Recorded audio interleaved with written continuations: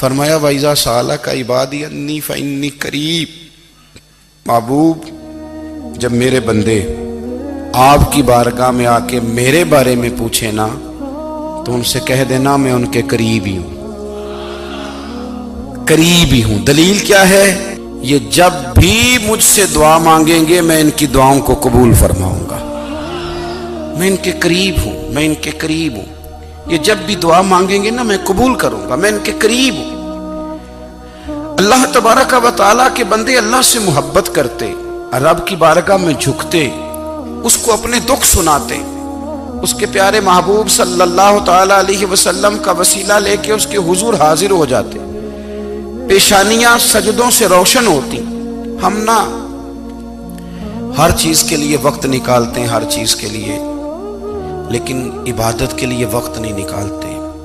ہر شے آباد ہے، ہر شے، ہماری فیس بک بھی آباد ہے، واٹس ایپ بھی آباد ہے، ہمارے ٹویٹر بھی آباد ہیں، ہماری ہر چیز آباد ہے۔ سب سے کم آباد ہمارا مصلی رہ گیا ہے، سب سے کم۔ وہ لوگ اب ڈھونڈنے سے ملتے ہیں جن کی بغل میں مصلی ہوتا تھا۔ میرے بھائی آپ کتنا کو دنیا کے پیچھے بھاگو گے تھکا دے گی، کتنا دولت کے پیچھے بھاگو گے تھکا دے گی۔ آپ جب اپنی زندگی میں جمع تفریق کرو گے نا تو مرتے وقت احساس ہوگا کہ سارا کچھ تو لوگوں کے لیے کیا، اپنے لیے تو کر ہی کچھ نہیں سکے۔ اور ہم عبادت کے معاملے میں بہانے بازی بھی کرتے ہیں۔ ہم کہتے ہیں اوہو رزق کمانا بھی تو عبادت ہی ہے نا، تو میں حلال روزی کے لیے جا رہا ہوں، یہ بھی تو عبادت ہے نا۔ میری طرح کے لوگ کہہ دیتے ہیں کہ میں سویرے اٹھ کے مدرسے میں کچھ اسباق دیکھتا ہوں تو یہ بھی تو عبادت ہے، میں بیان کرنے کے لیے مطالعہ کرتا ہوں تو یہ بھی تو عبادت ہے نا، اتنے لمبے سفر کر کے ملک میں دنیا میں گھومتا ہوں تو یہ بھی تو میں عبادت ہی کر رہا ہوں۔ اب اسپیشل نفلوں کے لیے وقت کس طرح نکلے، اسپیشل کر کے تسبیح میں کیسے چلاؤں، میں سارا کچھ ہم بہانے بنا لیتے ہیں نا۔ میرا سوال یہ ہے کہ یہ ساری باتیں صحابہ کو، نبی کریم کو، دیگر لوگوں کو بھی تو پتہ تھی نا، لیکن آپ غور تو کریں 23 سال حضور کو وقت ملا، مختصر وقت ظاہراً تبلیغ کرنے کے لیے، پوری دنیا میں دین بھی پھیلانا ہے۔ گھر میں 11 ازواج ہے، 4 بیٹیاں ہیں، ان کی اولادیں، سارے کام کاج بھی دیکھنے، لیکن سیدہ طیبہ طاہرہ حضرت عائشہ صدیقہ رضی اللہ تعالیٰ عنہ فرماتی ہیں سارا دن تبلیغ کرتے، ہر غلام کے دکھ سنتے، گھر میں آتے تو اپنے گھر والوں کا خیال کرتے، کام میں ہمارا ہاتھ بٹاتے۔ قربان جاؤں، کہتی ہیں زمانہ سارا سو جاتا لیکن آمنہ کے لال مصلی بچھا لیتے۔ دنیا سو گئی، ساری سب سو گئے، جو خدام تھے، وہ جو غلام تھے وہ سو گئے۔ صحیح مسلم میں لفظ ملیں گے، سیدہ پاک فرماتی ہیں او میرے نبی کے غلاموں، میں نے یہ رنگ بھی دیکھا ہے کہ حضور نے اتنا کھڑے رہے، اتنا قیام کیا، اتنا قیام کیا کہ مقدس پیروں میں ورم آ گئے، سوج گئے پیر، اتنے بڑے۔ دل پہ ہاتھ رکھ کے نہیں بتا سکتا کہ میرے کبھی نماز میں پیر سوج گئے، کوئی نہیں بتا سکتا۔ بچوں کی روٹی کماتے تھک گئے بات الگ ہے، ہم سیر کرنے گئے تو تھک گئے بات الگ ہے، لیکن عبادت میں یہ بھی تو مسلم شریف ہے نا، یہ بھی تو دین ہے نا، یہ بھی تو حضور کی سنت ہے، یہ بھی تو وہ چیز ہے جو کریم کی آنکھوں کی ٹھنڈک ہے۔ سیدہ فرماتی ہیں پیروں میں ورم آ گئے، اور ساری رات ہی حضور نے نماز پڑھی اور ایک ہی آیت بار بار دہرائی۔ مسجد نبوی میں بلال حبشی نے فجر کی اذان دے دی اور حضور ابھی مصلی پہ تھے، کریم فارغ ہوئے، میں نے عرض کی یا رسول اللہ صلی اللہ علیہ وسلم آپ کے تو صدقے اللہ اگلے پچھلوں کے گناہ معاف کرے گا، تو آپ اتنی آہوزاری کیوں فرماتے ہیں؟ آپ تو شفیع ہیں، آپ تو انبیاء کے امام ہیں۔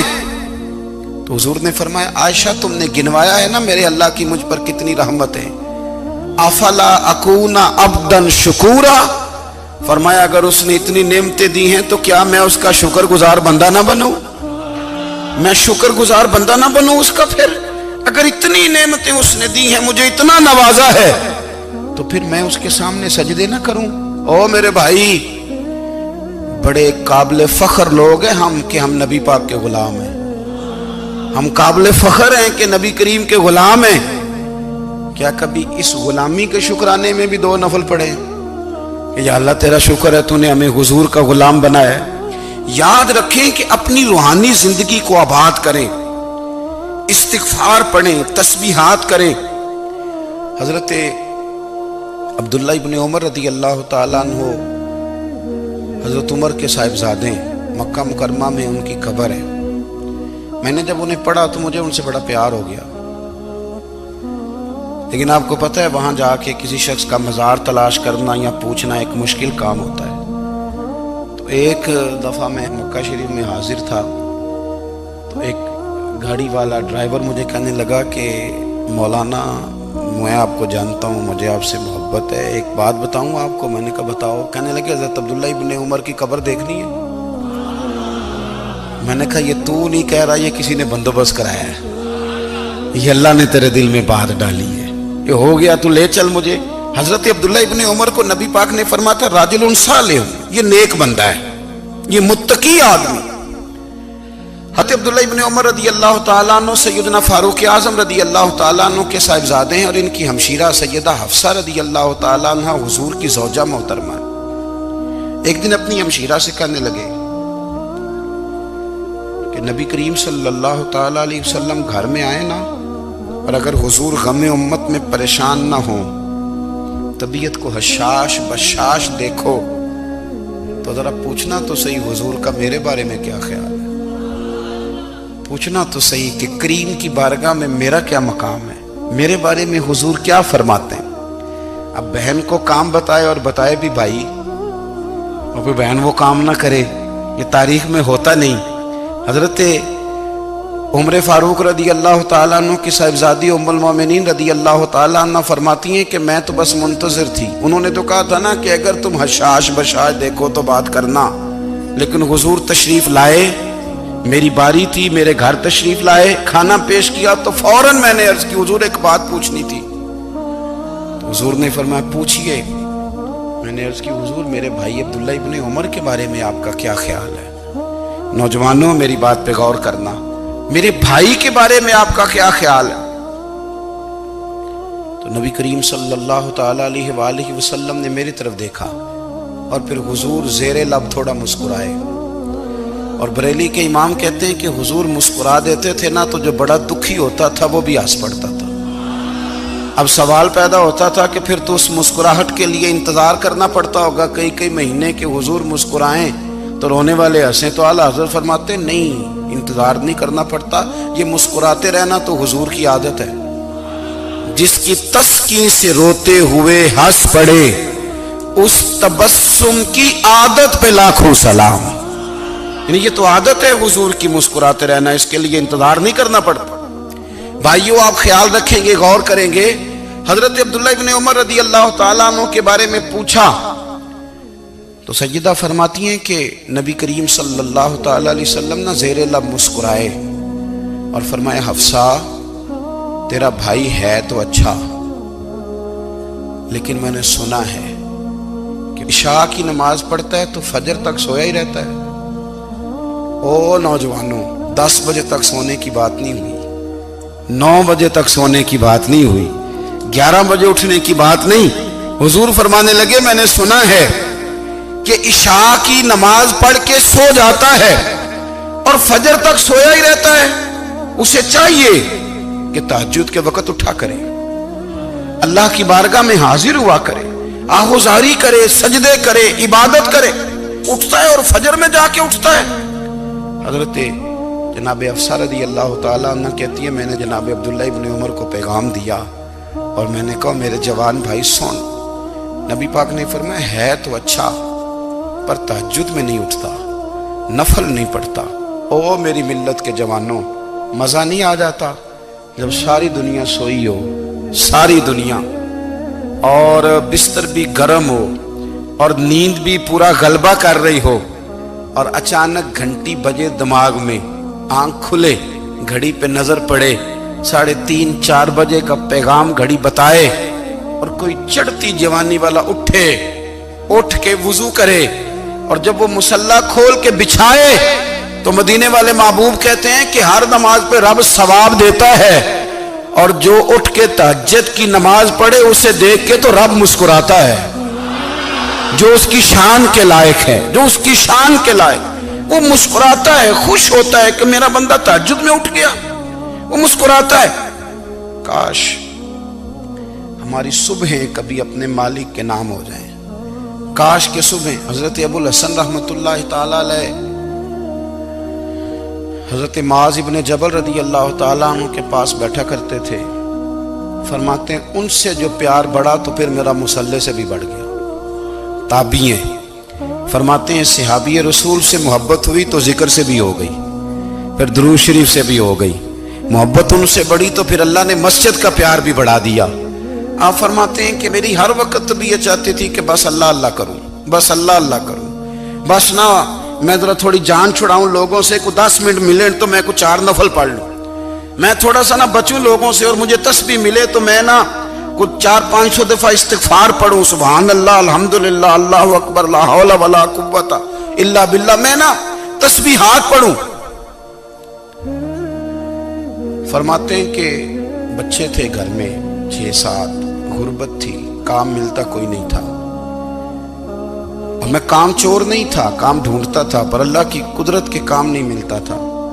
فرماتے ہیں کہ میں نے ایک دن اپنی اہلیہ سے کہا کہ آج میں پھر جاتا ہوں کام ڈھونڈنے، تو میری بیوی بڑی فرما بردار تھی، پر اس دن نہ غربت کے ہاتھوں تنگ آ کے کہنے لگی آج نانا کوئی تو چیز لے کے آیا، تو مجھ سے بچوں کی بھوک نہیں دیکھی جاتی، یہ سب روگاں دا روگ محمد جس دا نام غریبی، کنڈ بلا کے لنگ جاندے نہیں دوست یار قریبی، آج نہ کچھ لے کے آیا تو میں بچے لے کے چلی جاؤں گی۔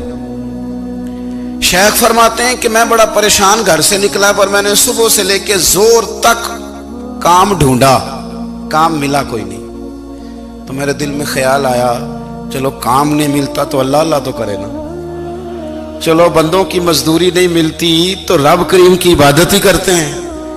فرماتے ہیں کہ میں نے نا فرات کے پانی سے وضو کیا، نہر کے، شدید دھوپ تھی، ساتھ ریت تھی اور ریت تپ رہی تھی، میں نے اپنا رومال وہیں مصلی کے طور پر بچھا لیا، اور فرماتے ہیں کہ زور سے لے کر عصر تک نماز پڑھی، دھوپ بھی پورے زور پہ، پر میرے سجدے کا ذوق بھی پورے زور پہ۔ فرماتے ہیں سورج بھی چمک رہا ہے اور رب کی عبادت کا ذوق بھی پورے زور پہ، میں سجدہ کروں تو پھر میرا اٹھانے کو جی نہ چاہے۔ میرے استاد لکھا کرتے تھے، یہ ان کا شعر ہے، وہ کہا کرتے تھے مجھے سوز دے، مجھے ساز دے، اور مجھے نیم شب کا نیاز دے، دم سجدہ خود کو میں توڑ دوں، مجھے ایسا ذوق نماز دے، اور میں تیری بہار کا پھول ہوں، میں کھلا بھی ہوں تو تیرے لیے، مجھے میری شاخ سے توڑ لے، مجھے اپنی زلف کا ناز دے۔ بھائی فرماتے ہیں کہ عصر تک میں نے نفل پڑھے، دل ڈھلنے لگا، عصر کی نماز پڑھی اور میں وہاں سے چلا۔ اب میں جب نکلنے لگا تو دل میں خیال آیا کہ چھوٹی چھوٹی دیواریں ہیں گھر کی، بغیر کچھ لیے جاؤں گا تو بیوی دور سے دیکھے گی تو شور کرے گی کہ پھر خالی ہاتھ آ گیا ہے۔ کہتے میں نے اپنے اسی رومال میں جس پہ میں نے نماز پڑھی تھی نا، رومال میں کیا کہتے پنجابی جو صافہ کہتے ہیں، اسی میں نا میں نے کچھ ریت بھر لی کہ وہ دور سے دیکھے گی تو سمجھے گی کچھ لے کے آیا ہے، چلو جا کے اسے بتا دوں گا کہ آج پھر مزدوری نہیں ملی۔ کہتے ہیں وہ ریت لے کر جب میں گھر میں گیا تو پہلے بیوی دروازے پہ کھڑی ہوتی تھی، پوچھتی تھی خالی ہاتھ آ گئے ہو؟ آج میں نے دیکھا تو ہے ہی کوئی نہیں۔ فرماتے ہیں میں اندر داخل ہوا، سلام لیے، کونے میں میں نے وہ رومال رکھ دیا اور میں نے آواز دی کہ بھلی مانس کہاں ہو؟ تو وہ کہنے لگی آپ منہ ہاتھ دھو لیں، میں روٹی لے کے آئی۔ میں نے کہا روٹی کہاں سے آ گئی؟ یہاں تو کئی دنوں کے فاقے، تو کئی دنوں کی غربت ہے، یہاں تو اس گھر میں تو فقیری ہے۔ فرماتے ہیں کہ وہ روٹی لے کے آئی اور اس وقت کی جو موجودہ نعمتیں تھیں، سمجھ لیں سلاد، اچار، ہر چیز ساتھ لائی۔ میں نے کہا کہ بچے کہاں گئے؟ کہنے لگی وہ کھانا کھا کے کھیلنے گئے، آپ کھانا کھا لیں آ جاتے۔ کھانا اس نے چن دیا۔ میں نے حیرت انگیز لہجے میں ساری نعمتیں اپنے دسترخوان پہ دیکھ کر کے بیوی سے پوچھا یہ کہاں سے آیا کھانا؟ بچوں کو تو نے کہاں سے کھانا کھلایا؟ یہ سارا کچھ کیسا ہے؟ کہنے لگی پتہ نہیں آج آپ کس کریم کی مزدوری کرنے چلے گئے تھے۔ پتہ نہیں کس کریم کی میرے گھر میں تو اتنی نعمتیں آئی ہیں کہ مجھ سے سنبھالی نہیں جا رہی، اتنا اناج ہے، اتنا گندم ہے، کس کریم کے دروازے آج چلے گئے تھے؟ یہ کہتے کہتے وہ اٹھی اور اٹھ کر کے کہنے لگی پہلے ہی بڑا کچھ آیا تھا، اب کیا لے آئے ہو؟ اور جا کر کے نا اس نے وہ ریت والا رومال کھولا، کہنے لگے میں تو لے کے آیا تھا ریت، تو میرے رب نے اسے بھی سونے اور ہیرے بنا دیا تھا۔ جب آپ کی توجہ اللہ کی جانب، میرے نبی پاک صلی اللہ تعالی علیہ وسلم نے فرمایا ہر چیز اپنے رب سے مانگ، ہر چیز مانگ، ہر چیز مانگ۔ یا رسول اللہ کیا کچھ؟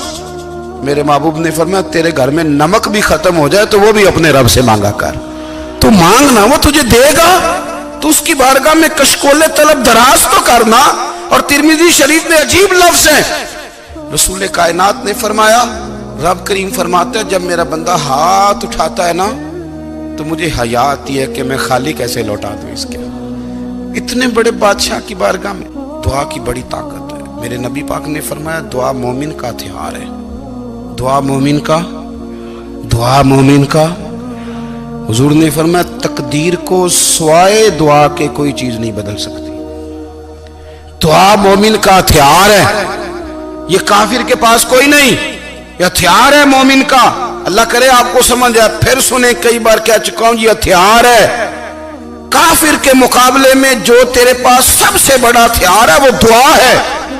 دعائیں کرانی چھوڑ دی، کرنی چھوڑ دی، لینی چھوڑ دی۔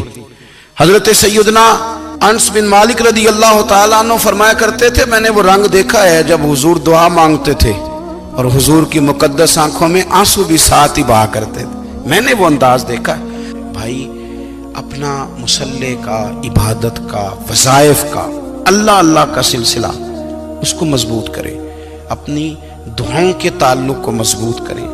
دعائیں بڑے انقلاب برپا کر دیتی ہیں۔ ہم تھوڑے تھوڑے نا جب سے خشک ہوئے ہیں نا، خشک، اور میری تو جماعت ہی صوفیاء کی جماعت تھی، ہم تو داتا علی اجمیری کی جماعت سے، ہم تو خواجہ اجمیری کی جماعت سے، ہم تو شیخ احمد فاروق سرہندی کی جماعت سے، ہم تو صوفیاء کی جماعت۔ ہماری جماعت نے بھی وہ تعلق جو ہمارے بزرگوں نے بنایا تھا۔ بزرگ اللہ کے قریب کیسے جاتا ہے؟ تو ہمارے یہاں نا بہت سارے لوگ کہتے ہیں جی نظر ہو گئی تو کام ہو گیا۔ بھائی جو بخاری مسلم میں طریقہ ہے نا اللہ کا قرب پانے کا وہ تو نفل ہے۔ نبی کریم علیہ الصلوۃ والسلام نے فرمایا بندہ نفلوں کے ذریعے رب کے قریب جاتا ہے، اور اتنا قریب جاتا ہے کہ پھر اللہ اس کی زبان بن جاتا ہے، اللہ اس کی آنکھیں بن جاتا ہے، کان بن جاتا ہے، ہاتھ اور پیر بن جاتا ہے۔ تو یہ تو عبادت ہے، یہ تو اللہ کی بارگاہ کی حاضری ہے جو آپ کو اللہ کے قریب کرے گی۔